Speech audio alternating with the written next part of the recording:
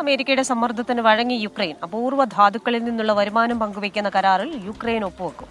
Donald ട്രംപുമായുള്ള കൂടിക്കാഴ്ചയ്ക്കായി Volodymyr Zelensky Washington സന്ദർശിക്കാനിരിക്കെയാണ് ഈ തീരുമാനം. അമേരിക്കയിൽ നിന്ന് മധു കൊട്ടാരക്കരയാണ് അതിന്റെ കൂടുതൽ വിവരങ്ങളുമായി തത്സമയം ചെയ്യുന്നത്.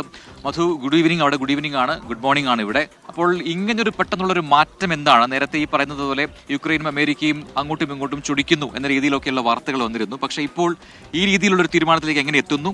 ഇപ്പോൾ ഈ എന്താണ് പറയുക, ഈ വാഷിംഗ്ടൺ സന്ദർശനമൊക്കെ എങ്ങനെ സാധ്യമായി? ഒപ്പം എന്താണ് യുക്രൈൻ റഷ്യ യുദ്ധത്തിൽ അമേരിക്കയുടെ ഇനി ഉണ്ടാവുക?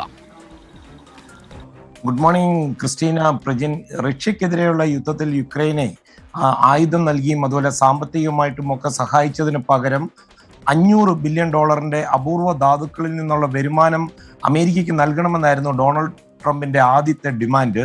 യുക്രൈൻ ഈ ഡീല് തള്ളിക്കളഞ്ഞതോടെ ഇന്നലെ ഐക്യരാഷ്ട്രസഭയിലും അതുപോലെ പല സന്ദർഭങ്ങളിലും അമേരിക്ക യുക്രൈനെതിരെ പരസ്യമായ ചില നിലപാടുകൾ എടുത്തിരുന്നു.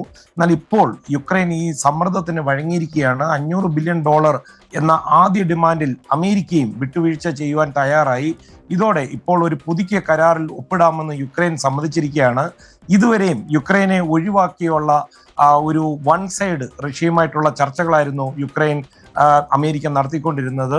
യുക്രൈൻ യുദ്ധം അവസാനിപ്പിക്കുക എന്നുള്ള ഒരു റീസൺ പറഞ്ഞായിരുന്നു ട്രംപ് ഭരണകൂടം ഇത്തരം ഒരു നീക്കം നടത്തിയത്. ഇതോടെ ട്രംപുമായി നേരിട്ട് സംസാരിക്കുവാനുള്ള ഒരു അവസരവും സെലൻസ്കിക്ക് ലഭിച്ചിരിക്കുകയാണ്.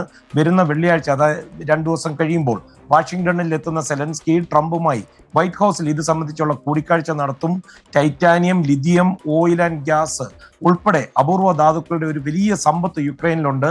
കരാറിൽ യുക്രൈന്റെ സുരക്ഷ ഉറപ്പാക്കുന്ന കാര്യങ്ങളോ അല്ലെങ്കിൽ കൂടുതൽ സാമ്പത്തിക സഹായം നൽകുമോ എന്നും ഒന്നും ഇപ്പോൾ വ്യക്തമല്ല.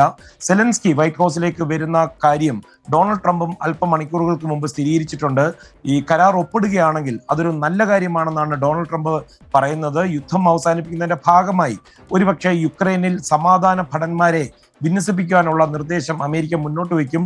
യുക്രൈനും ഇപ്പോൾ ഈ പുതിയ കരാറിൽ വലിയ സന്തുഷ്ടി പ്രകടിപ്പിച്ചിട്ടുണ്ട്. കാര്യം കഴിഞ്ഞ കുറച്ച് ദിവസങ്ങളായി അമേരിക്ക യുക്രൈനെ ആലുവ മണപ്പുറത്ത് കണ്ട ഒരു പരിചയം പോലും കാണിച്ചിട്ടില്ലായിരുന്നു. ക്രിസ്റ്റീന, പ്രജിൻ.